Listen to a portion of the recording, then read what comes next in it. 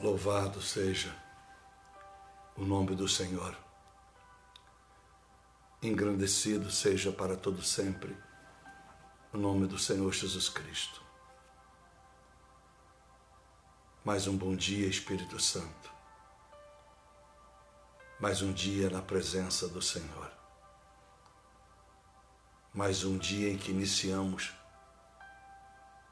a nossa jornada do dia na presença do Pai, do Filho e do Seu Espírito.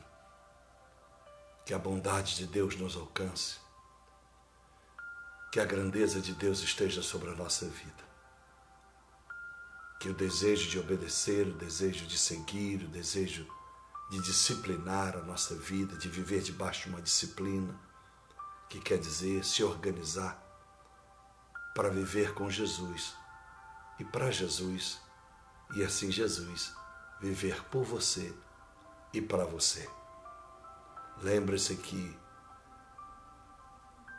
a rodovia que nos leva ao céu é mão dupla, vai e vem. Lembra de Jacó, quando ele bota sua cabeça pedra no caminho das terras de Labão? Ele vê uma escada e os anjos subiam e desciam. A rodovia que te leva à eternidade, a rodovia que te leva à presença de Deus, ela tem mão dupla, vai e vem. O que quer dizer? Tudo que semeamos volta para nós, seja de bem ou seja de mal, porque são nas regiões celestiais que os inimigos nos acusam dia e noite. É lá que estão as potestades e principados.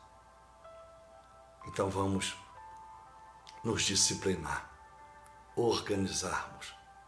Repito, viver para Jesus e por Jesus provocará que Deus faça com que Jesus, Ele também Deus Pai e o Deus Espírito Santo, viva para você e viva por você. Amém?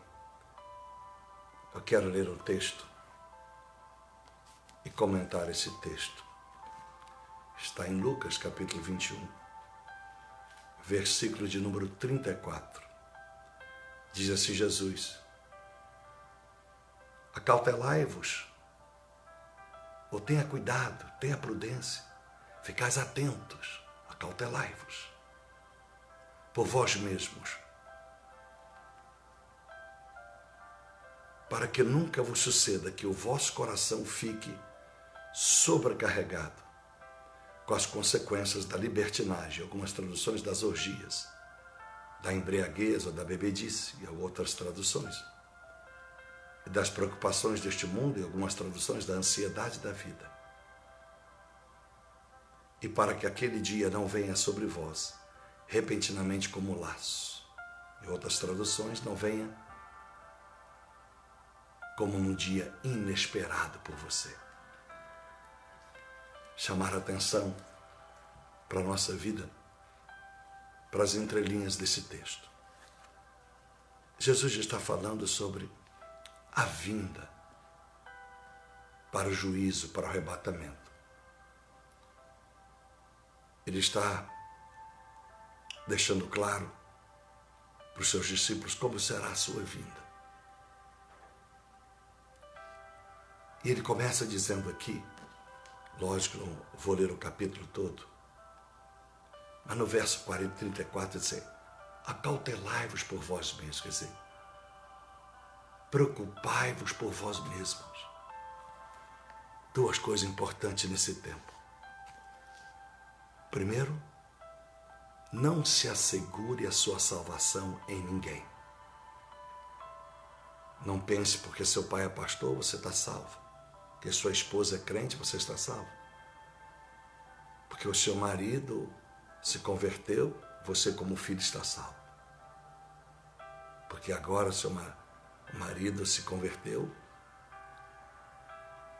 e você agora acha que os seus filhos estão salvos porque o seu casamento parece que os dois se encontraram na mesma fé com Deus. Não. A salvação individual cada um de nós devemos estar com cuidado e atentos à nossa vida. Então, a primeira, não atrele a sua salvação a ninguém. Por isso, se você vê pastores caindo, maus testemunhos dentro da igreja, se você vê pessoas escandalizando o evangelho, não diga que você está esfriando com o Senhor, que você não dizima, não oferta, que você não ora, que você não lê mais a Bíblia porque está cheio de maus exemplos, que o pastor caiu, porque fulano fez. Acautelai-vos vós mesmos. Então a segunda entrelinha do texto é: cuidado, porque ninguém pode salvar a sua vida. Cuide de você mesmo. Acautelai-vos. Em vez de estar preocupado com os outros, cuidado. Porque não só devemos atrelar a nossa salvação aos nossos atos, às nossas obras, à nossa fé, à nossa comunhão com Deus, mas também cuidado. Porque às vezes está preocupado com tantas pessoas ao seu lado, está preocupado em olhar os testemunhos de tanta gente ao seu lado para poder reverenciar se você vai servir a Deus no mesmo nível. Quanto mais baixo e pior forem os exemplos dos crentes, melhor tem que ser a minha e a sua atitude. Porque nós temos que prevalecer e sobressair sobre a crentice, a mesmice. Então, cuidado, porque você pode estar cuidando muito da vida alheia e esquecendo da sua. A segunda entrelinha do texto, na volta de Cristo, ele está dizendo: para que nunca vos suceda que o seu coração esteja sobrecarregado. Você já ouviu alguém dizer assim: fulano está sobrecarregado de trabalho? Quer dizer, ele está tão sobrecarregado que ele está estrando ao staff, ao estresse. Sobrecarregado em casa. Quanta mulher sobrecarregada porque tem que trabalhar fora, ainda tem que cuidar de filho, cuidar de casa. Quantos homens sobrecarregados porque estão acumulando funções e sobrefunções para aumentar o rendimento e levar o sustento para sua casa, ou simplesmente para poder manter os seus sonhos. Manter em dia a prestação do seu carro de luxo, manter em dia a prestação do seu apartamento, do seu sítio, da sua fazenda, do seu consórcio, etc, etc, etc, etc. Então ele diz: cuidado para não sobrecarregar o teu coração. Em outras palavras, seu coração tem limite. Não pensa que ela é de ferro. O que quer dizer que o seu coração é como se fosse essa concha. Cuidado, que se você sobrecarregar ele, vai vazar. Alguma das coisas vão vazar. Seu coração não vai suportar. Aí, Jesus fala de 3 coisas: a orgia, mas a tradução certa, a libertinagem, é cuidado para não sobrecarregar teu coração com as libertinagens da vida. O que é libertinagem da vida, pastor? É estar envolvido com esta vida que pode tudo, com essa vida em que vale qualquer coisa, tudo em prol da felicidade, tudo em prol de viver uma vida de sonhos. Então, cuidado para não sobrecarregar a sua vida, o seu coração, com a libertinagem. Por isso que eu disse no início da oração: coloque a sua vida em disciplina, se discipline, se organize para viver uma vida com Deus debaixo de disciplina. Não aceite mais o pecado. Faça igual eu faço, se posso dar exemplo. Porque como você, sou suscetível ao erro, mas também tenho a oportunidade de me arrepender e buscar todo dia o conserto com Deus. Não brinquemos com o Senhor. O Apocalipse vai apertar. Então, meus amados irmãos, tem muita gente, o coração está vivendo a libertinagem. É o ecumenismo, né? As pessoas estão aceitando. Ao mesmo tempo que ela está na igreja, sai de um culto ungido, ela está vendo a Praça Nossa, com aquelas piadas imorais. Ao mesmo tempo que a pessoa estava ouvindo um culto abençoado, ela sai como se nada tivesse acontecido, e vai ver o Big Brother. Essa orgia, essa coisa nojenta e demoníaca do Big Brother. Então o coração está ocupado com libertinagem. Tudo pode. Cuidado com o modernismo na sua vida, porque a palavra não muda. A ciência pode mudar, mas a ciência da palavra é imutável. Então Deus disse, cuidado, cuidado da sua vida, cuidado para não cuidar da vida dos outros mais do que a sua. E cuidado com a embriaguez. Algumas traduções é bebedice. Então você tem duas formas de ficar embriagado. Você pode embriagar por bebida alcoólica. Embriagado por bebida alcoólica, você perde a razão. Você perde o equilíbrio. Você perde o domínio da sua autoridade. Você não fala as coisas que na verdade você falaria sem embriaguez. Mas você pode embriagar de uma outra forma. Embriagar com uma paixão. Embriagar com sexo. Te deixar louco que você perde a cabeça. Todos nós somos suscetíveis a isso. Mas temos que botar limite na nossa vida. Você pode se embriagar com o seu guarda-roupa, aonde todo dia ele te exige, te cobra, que você precisa renovar as suas roupas. Isso te faz enlouquecer e comprar aquilo que não devia, endividar-se ou destinar aquilo que poderia ser para quem está precisando de um pedaço de pão e não de uma roupa, destinar para a coisa errada. Cuidado, para que esse mundo não faça você um embriagado, ao ponto de você perder a direção. Cuidado com as tentações deste mundo. Cuidado com tudo que este mundo tem a oferecer para a tua vida. Porque numa dessas, essas ofertas da bandeja, é o que eu sempre digo, você não vai comer veneno só porque o prato é de cristal. É melhor comer arroz e feijão na mão do que o veneno em prato de cristal, para poder mostrar o que não é. Uma suntuosidade, um glamour que é desnecessário. Aí Jesus disse, porque isso tudo estaria acontecendo na sua vinda, por isso que ele disse aqui, e a terceira coisa, cuidado.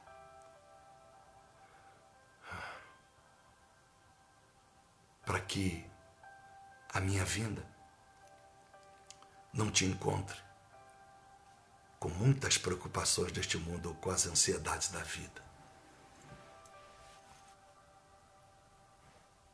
Simples. Ansiedade da vida. Não sofra pelo sábado, se nós ainda estamos na sexta. Quer viver a sexta bem?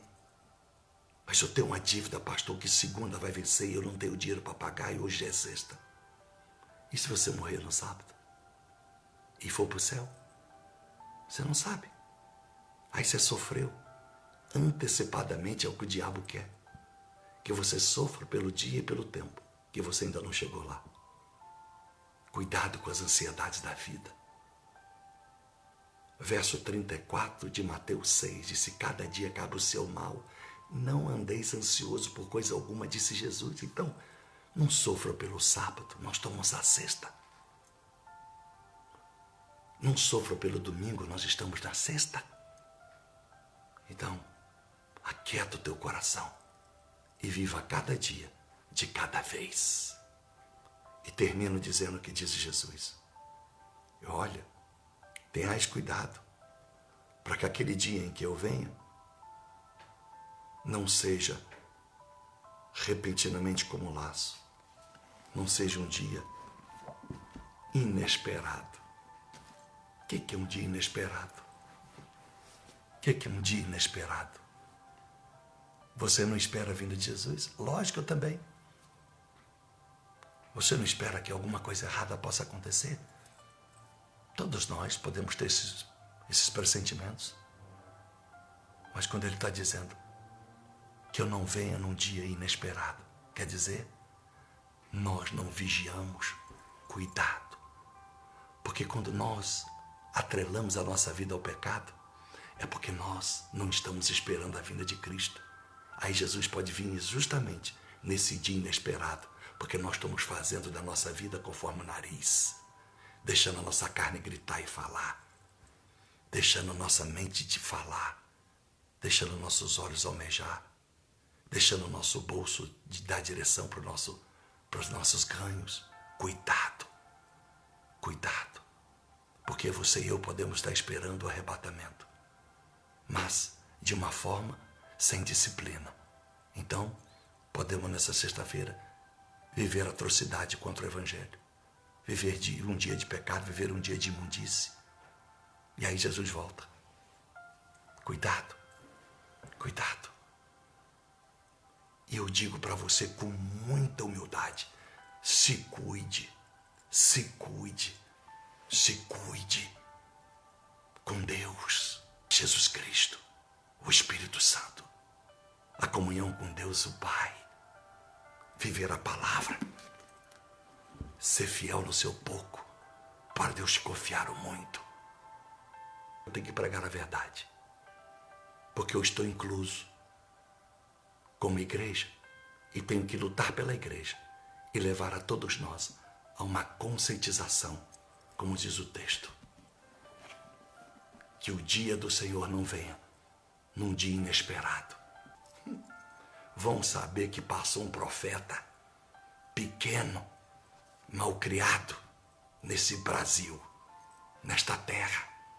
E eu não sou único, mas são raros quem tem a coragem. Porque muitos têm a coragem de pegar aqui e falar um monte de besteira, sem base bíblica. Deus tenha misericórdia das convenções, das igrejas, de todos nós. Porque está nas nossas mãos, ao arrependermos e orar decididos. Queremos ser cristãos, queremos ser cheios do Espírito Santo, nos dizendo: somos fracos, somos pobres e necessitados, e estamos sedentos da água da vida, sermos cheios do Santo Espírito. Senhor, meu Deus e meu Pai, mais uma vez estou diante do seu povo, mais uma vez estou diante da sua igreja, e como igreja, estamos aqui falando com o Senhor, suplicando a misericórdia do Senhor. A nossa briga é contra nós mesmos, que permitimos cultos com libertinagem, mensagens encomendadas para agradar os delegados da igreja, para agradar o clero, para agradar os malfeitores com terno, gravata e credencial. A culpa é nossa, porque a igreja tem poder para fechar uma porta e para abrir. Elias teve poder sobre Acabe, sobre toda uma nação. Eliseu da mesma forma. Profetas nos deixaram claro. No tempo de Ageu, tempo de Joel, os profetas fizeram a diferença e botaram os reis, os príncipes de joelho. Reis da Síria, da Babilônia, do Egito se prostraram diante do Senhor por causa de testemunhos como de José, como de Daniel, como de Sedraque, Misaque e Abidnego. O que falta hoje é testemunho. Nós estamos vivendo Isaías 59, 1 e 2. As mãos do Senhor não estão encolhidas, nem os seus ouvidos tapados, para que o Senhor não possa nos ouvir e nos abençoar. Verso 2, mas o pecado da igreja tem impedido que o Senhor nos abençoe. Meu Deus, até quando as pessoas continuarão a se divertir com Big Brother, com novela? Até quando as pessoas continuarão? Até quando? As pessoas só estão pensando em ganhar dinheiro para poder sair lá na frente. Até quando? Até quando? Em nome do Senhor Jesus Cristo. Em nome do Senhor Jesus Cristo. Até quando?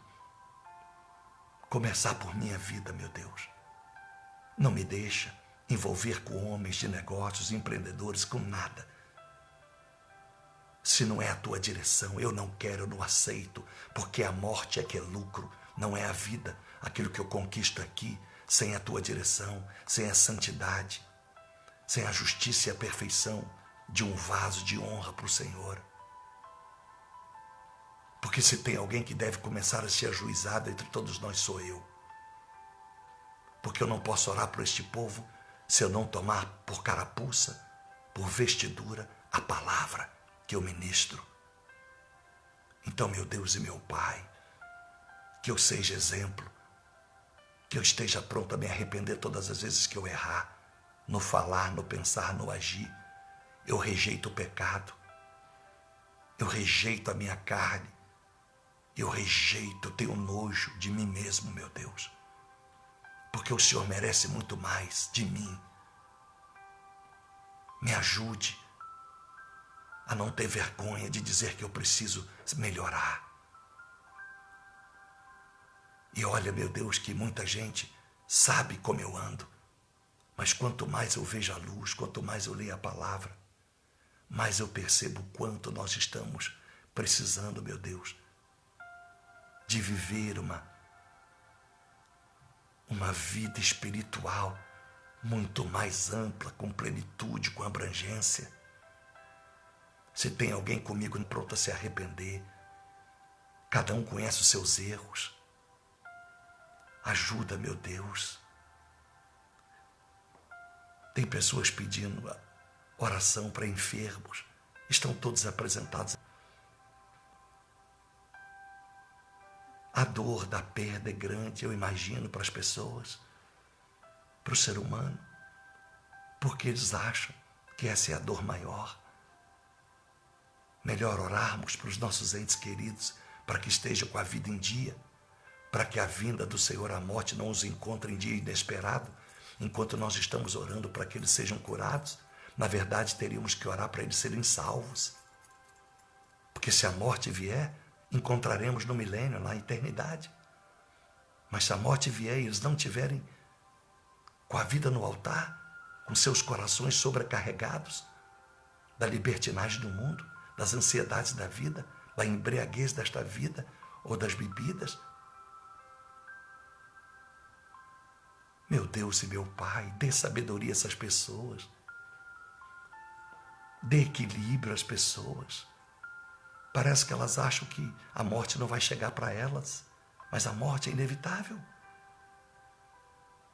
E se nós estivermos com a vida em comunhão contigo, vamos preocupar menos com a morte e preocuparmos mais com a vida, viver ela em plena harmonia com as suas escrituras. Vem, meu Deus e meu Pai, traga em nossa vida a sua luz, traga em nossa vida a sua graça, traga em nossa vida a sua comunhão, traga em nossa vida o sangue do Cordeiro, Pai, traga em nossa vida a sede da palavra, traga em nossa vida a sede de sermos compassivos com os desprivilegiados. Meu Deus e meu Pai, que a igreja pensasse menos em dinheiro, em construir megatemplos, que é por isso que muitos estão se doendo, porque a igreja somos nós, se somos nós. Os cultos online, os cultos via internet, não causam mal nenhum. A luta não é por almas, é para manter o status. O Senhor não mente, o Senhor não é Deus de confusão, e o Senhor não deixaria a sua igreja passar por essa humilhação. Quando Israel passou por humilhação, o Senhor profetizou no caminho do Gólgota, porque eles zombaram do Senhor. A igreja não foi Roma, não. Aliás, só usou Roma para punir Israel. Tu usou Babilônia para punir os hebreus. Tu usou o Egito para punir os hebreus. Tu usou a Síria para punir os israelitas. Mas quando o povo do Senhor estava contigo, os amalequitas foram vencidos, os filisteus foram vencidos, os egípcios foram vencidos, quando tinham profetas de verdade.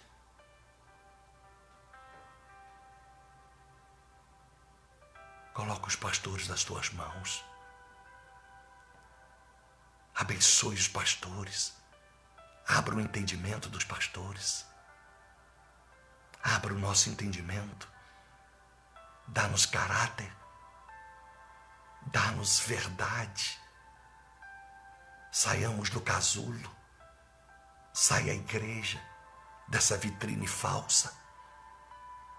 Porque a igreja não pode estar vendida e nem à venda. E tudo voltará para a glória do seu nome. A chave será entregue à igreja e as portas do inferno não prevalecerão. Os apóstolos faziam cultos quando a igreja foi mais perseguida.